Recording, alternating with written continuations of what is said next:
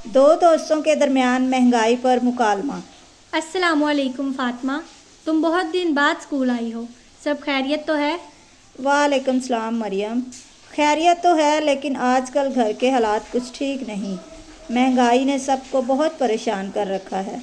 हाँ यार, हमने भी घर पर बहुत कुछ बदलते देखा। अब वो चीज़ें जो रोज़ मिलती थी हफ्तों बाद आती हैं।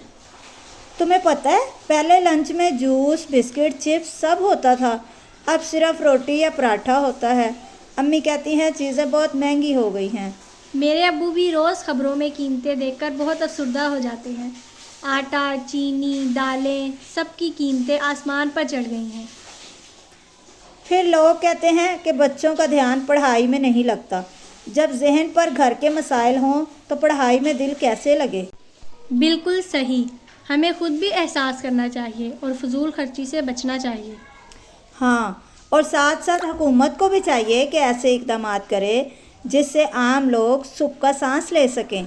दुआ है कि हमारे मुल्क में जल्द खुशहाली आए और हर घर में सुकून, तालीम और खाने की बहुतात हो। आमीन। और जब तक हालात ठीक नहीं होते, हमें एक दूसरे का सहारा बनना चाहिए। वीडियो पसंद आए तो लाइक करें, दोस्तों के साथ शेयर करें। मज़ीद एजुकेशनल वीडियोस के लिए मेरे चैनल को सब्सक्राइब